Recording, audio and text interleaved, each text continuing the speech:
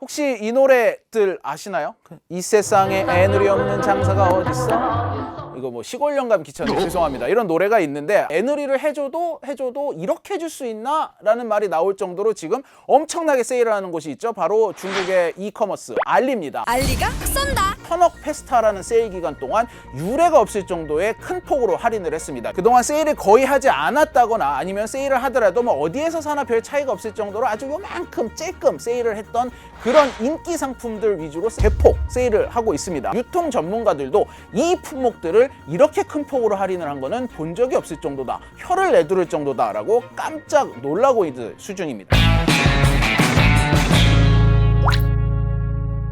무슨 얘기든 이 집에서 들으면 더 맛있습니다. 귀에 빡 박히게 설명하는 귀에 빡 종원입니다. 제가 한 달 전에 이 알리템을 할 때만 해도 알리가 K베뉴라는 이 코너를 막 시작을 했을 때예요. 알리가 얼마나 파격적인 조건을 내걸었냐 하면은 입점을 하는 이 판매자들에게 수수료를 전혀 받지 않고 있고요. 그 다음에 광고료를 내야지만 내 물건을 상단에 띄워주고 있는 이것도 지금 없애가지고 품질이 좋고 사람들이 많이 산다 싶은 제품을 먼저 위에 띄워주고 있어요. 물건의 퀄리티 그 자체에만 집중을 할 수 있는 상황을 지금 알리가 만들어가고 있다. 이러니까 알리에 입점을 안 할 이유가 없죠. 그런데 불과 지금 한 달 지났거든요. 이 한 달 사이에 과일을 팔기 시작을 했습니다. 소고기, 돼지고기 이렇게 정말 폭넓게 식품으로 넘어갔어요. 과일값이 60% 넘게 폭등했다. 이런 뉴스가 나오고 있을 때 소비자 입장에서도 이걸 왜 안 사? 세일 안 하던 거 세일하고 있는데 물건 퀄리티도 나쁘지 않네? 이러니까 정말 이 한 달이라는 짧은 기간 안에 미친 듯이 사람들이 몰리기 시작을 했습니다. 최대 100만 원 쿠폰을 뿌렸더니 17만 명이 몰렸고 딸기, 계란 등을 1,000원에 내나 1분 만에 마감되기도 했습니다. 이른바 환금성 상품이라는 게 있어요. 이게 무슨 소리냐? 돈으로 바꾸기 쉬운 상품들이에요. 의외로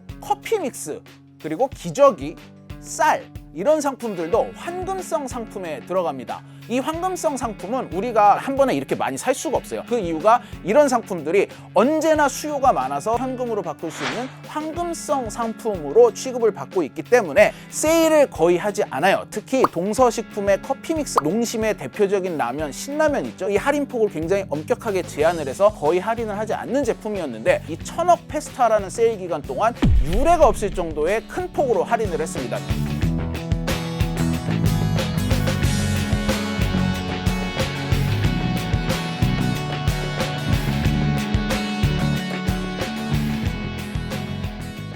알리는 어떻게 이렇게 싸게 팔 수 있느냐? 알리가 자기네 돈으로 깎아주는 거예요. 우리 돈으로 1,000억을 쓰겠다라고 해서 이번 세일의 이름을 천억 페스타로 붙였다고 합니다. 스펙타클하지?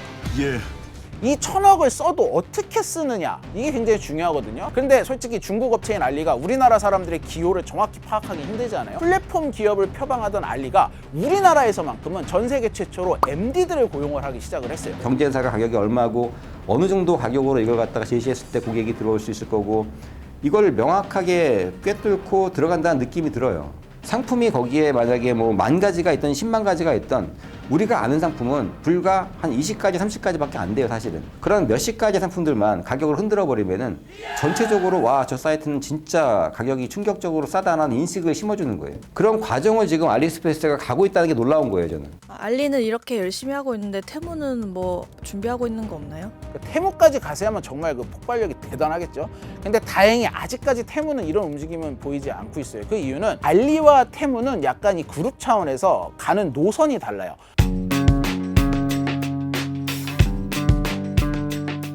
테무 같은 경우가 재작년 하반기에 미국에 진출을 했어요. 테무가 미국에서 한 15달러어치 팔 때마다 7달러씩 적자를 본다고 알려지고 있어요. 이렇게 엄청난 규모의 적자가 나는 이유는 다른 거 아닙니다. 물류비입니다. 물류. 테무가 미국에서도 물건을 구입하면 무료 배송으로 5일 내에 이 배송을 받는 보장을 해주고 있거든요. 그래서 테무가 모든 물건을 비행기로 실어 나르고 있어요. 비행기로 실어서 가다 보니까 이 엄청난 배송비가 들겠죠. 그런데도 미국 시장을 계속 두들기고 있어요. 몇 년만 버티면 우리가 미국 시장에서 흑자를 낼 것이다 라고 기대를 하고 있는 중이고요. 반면 알리는 이 길을 선택하지 않았습니다. 알리가 선택한 게 대신에 한국이에요. 직구 형이 싹 바꿔줄게. 전 세계 이커머스 시장은 해가 지날수록 급성장을 하고 있습니다. 2020년에 4조 달러였던 게 2024년 지금 예상치가 6조 달러, 8천조 원 정도 될 것으로 예상이 되고 있습니다. 자, 그런데 이거 나라별로 보면은 1위는 중국이에요. 2위는 중국과 차이가 많이 나지만 미국이고요. 3위가 영국입니다. 그리고 4위가 일본이고 5위가 바로 짜잔 대한민국이에요. 대한민국이 근데 일본과 비교했을 때 일본의 인구가 몇 명이에요? 1억 3천만 명입니다. 한국은 5천만 명이죠. 인구는 2배 차이 나는데 전자상거래 전체 규모는 비슷하다? 이러면 객단가로 따졌을 때 한국이 한 사람당 이 이커머스에 이용하는 금액이 2배가 넘는다는 소리가 돼요. 또 하나는 일본이 물류가 발달을 못했어요. 우리나라가 전 세계에서 물류가 가장 발달한 나라입니다. 새벽 배송을 시작을 하면서 물류 인프라가 촘촘히 깔렸고 물류센터뿐이 아니라 배송 인프라까지도 완벽하기 때문에 전 세계에서 물류비가 가장 싼 나라 중에 하나가 우리나라예요. 근데 일본은 우리나라보다 땅도 한 거의 2~3배 정도 크지 않습니까? 물류비도 그만큼 많이 들어가고 우리가 택배비가 지금 2,500원인데 지금 일본만 가더라도 4~5천 원이 넘어갈 거야 아마. 그러니까 그렇게 된다면 마진을 남길 수가 없죠. 그쪽 가면은. 거기에다 한국은 또 어떤 이점이 있냐면은 동남아 중심으로 한류, 케이팝이 굉장히 인기를 끌고 있거든요. 한국에서 유행한 제품이라고 광고를 해서 동남아까지 공략을 할 수 있는 일종의 교두보 역할을 할 수 있는 거죠.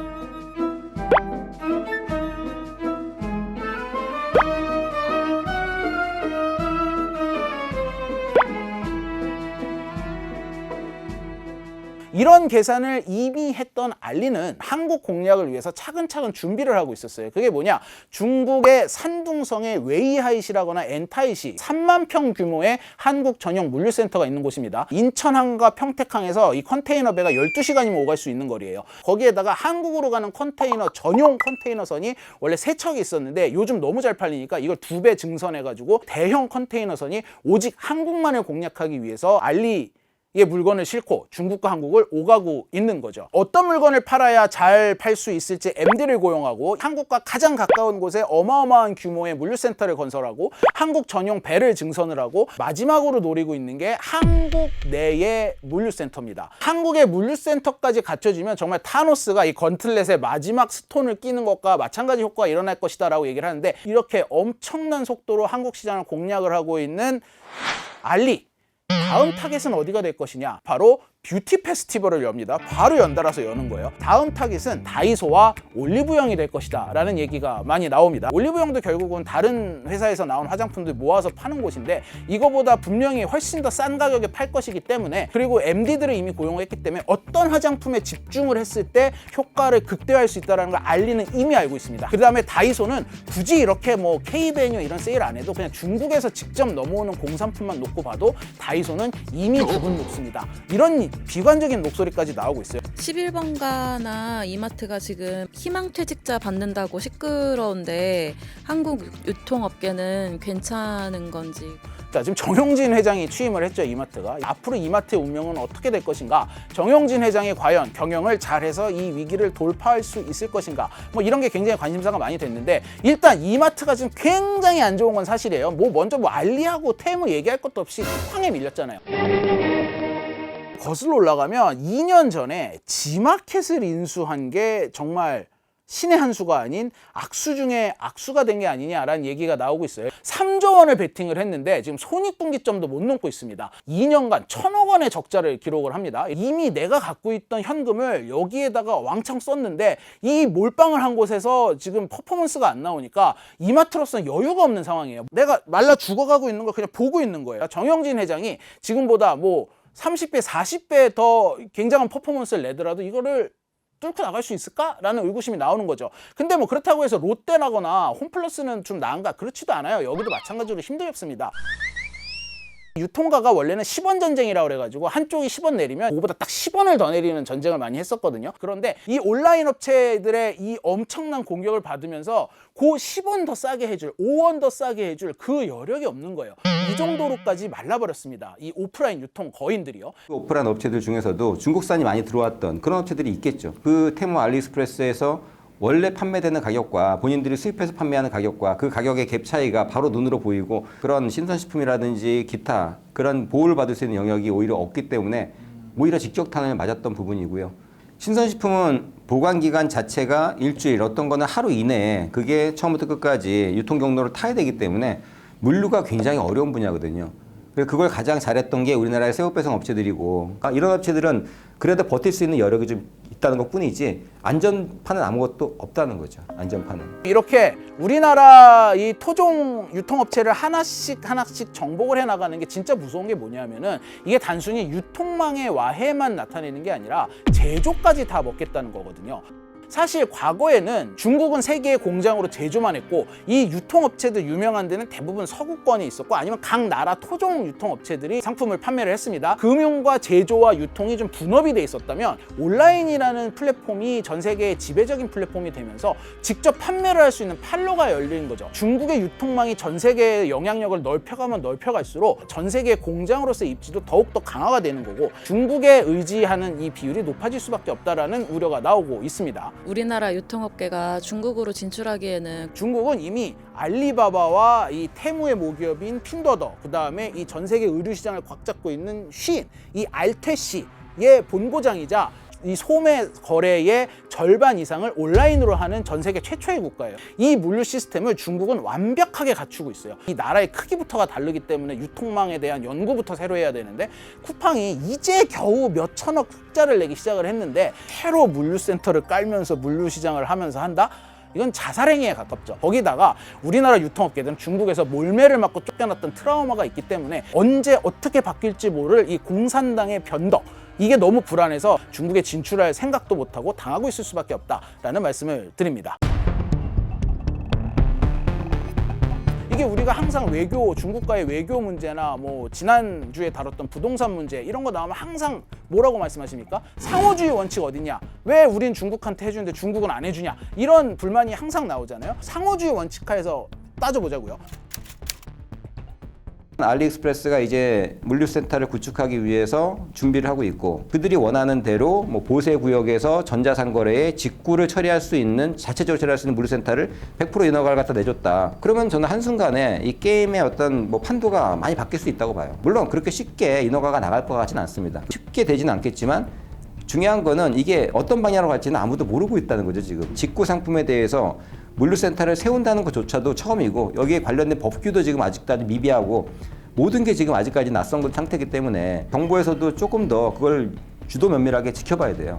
이 물류센터를 100% 알리가 자기네 자본으로 자기네 운영하에 두고 자기네가 마음대로 운영을 할 수 있게 풀어줘 버리면 알리가 물건의 양과 이 통관에 들어가는 비용과 이 어떤 통관의 속도와 이 모든 걸 알리가 조절을 하면서 우리나라 물류 공급을 자기네가 마음대로 얼마든지 통제를 할 수 있다는 것이죠. 중국 같은 경우에 이 물류센터를 철저하게 중국이 이 통제를 하고 있어요. 중국도 마찬가지로 그게跨境 전자상거래라고 불리는 그러한 형태의 물류를 세계 최초로 오픈을 했는데 징동닷컴, 알리바바처럼 중국 기업들이 운영을 하고 외국 기업들이 그것들을 뭐 소유한다거나 뭐 관여한다거나 그럴 그 여지가 없기 때문에 그런 부분들은 우리가 중국에다가도 분명히 의사를 전달하고 상호 호혜주의에 의해서라도 물류 분야에서만큼은 우리가 주도권을 갖고 진행을 하겠다. 이런 정도의 기본 마인드, 인식은 있어야 된다고 봅니다.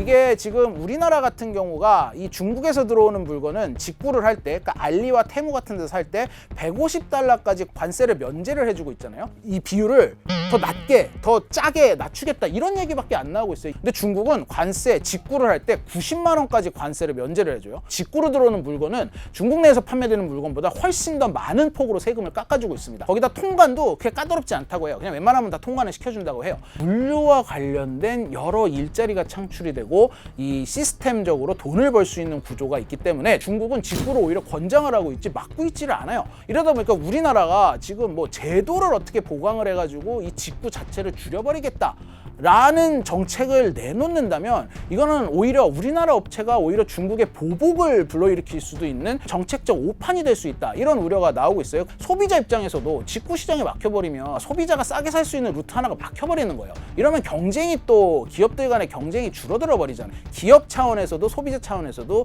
전부 손해밖에는 보일 게 없는 이런 상태입니다. 그러면은 직구 물건도 전부 다 KC 인증을 하겠다라고 나서야 되느냐? 이것도 약간 애매한 게 중국이 말씀드렸듯이 직구를 굉장히 권장을 하는 분위기다 보니까 중국도 이런 검사를 안 해요. 이래서 우리나라만 중국에서 들어오는 것만 그것도 딱 핀포인트로 찍어서 KC 인증을 하겠다라고 하면 중국 성격 아시잖아요. 무슨 짓을 할지 몰라요. 또 어떤 보복을 할지 몰라요. 근데 중국이라는 나라는 워낙에 다양한 형태의 제조기업이 있고 또 이런 아주 영세한 기업들이 많기 때문에 안전검사에서는 굉장히 위험할 수도 있다는 거죠. 마약류 같은 경우에도 뭐 들어올 수 있을 정도로 지금은 무방비 상태이기 때문에 국민들의 안전을 위해서 명확한 기준이 있어야 된다고 생각은 해요. 사전에 만약에 그것들이 된다면 제일 좋고 그게 안 된다 그러면은 사후에라도 굉장히 그런 검사들을 다양한 방법으로 실시를 해서 그것들에 대해서 적발이 됐을 경우에는 그 부분에 대한 수입을 쿼터를 제한한다든지 제재를 한다든지 그럴 필요성이 좀 있다는 거죠. 지금 국회에서 이런 논의 되고 있습니까? 정부 차원에서 물류센터를 어떻게 장기적으로 통제를 할 것인가에 대한 논의가 전혀 이루어지지 않고 있다는 게 문제예요. 약간 저는 이번 거를 취재하면서 그 너구리 영감 아세요? 원숭이 신발 장수 얘기?